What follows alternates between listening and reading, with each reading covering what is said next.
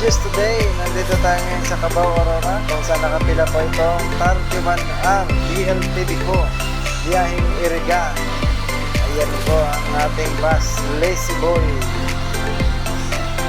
So, ayan po yung ating driver, si Driver Villanueva. Ayan po yung mga gamit ng pasahero. Pinakarga niya po niya, pina-assist ng ating driver at conductor.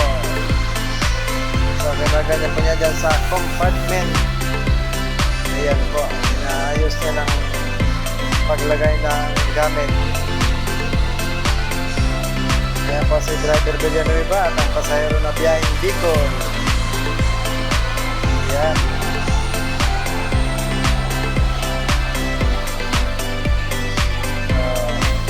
Napakabait talaga ng ating driver. So, pasokin natin yung loob, mga idol.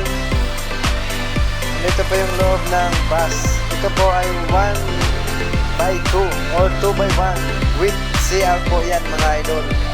May sari-sarili pong charger to, mga idol, sa mga pasahero. Nandyan po sa gilid ng upuan ang charger niyan, mga idol.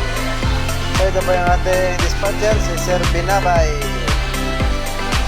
Yan. Binibigyan niya po yung mga ticket na mga nakabooking.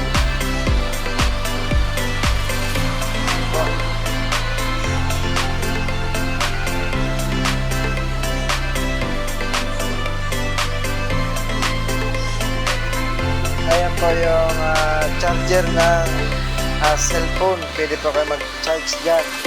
Ayan po si Sir Binabay.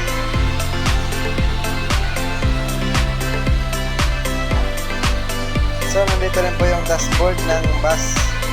Ayan po.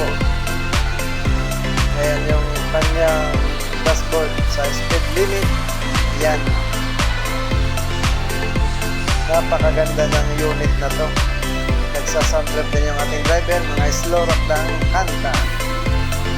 Ayan po yung monitoring. Ayan po yung stereo. At saka ayan po yung temperature ng aircon ng 31R. Naka 20 lang siya, 20 degree. Napakalamig po niya, mga idol.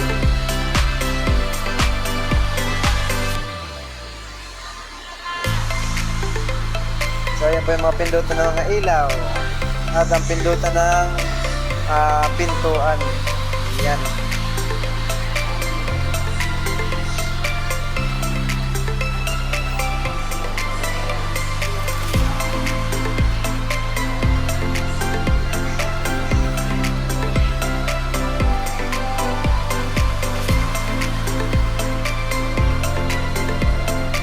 Napakaganda talaga ng unit ng DLTV.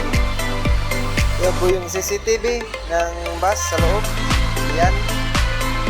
Yan po yung ating driver. Naglalakad-lakad siya. Slow rock lang ang ating tugtog dito sa loob ng bus. Yan po yung Stallion Express. Yan. Ayan. Thank you for watching, mga idol. Salamat sa panonood.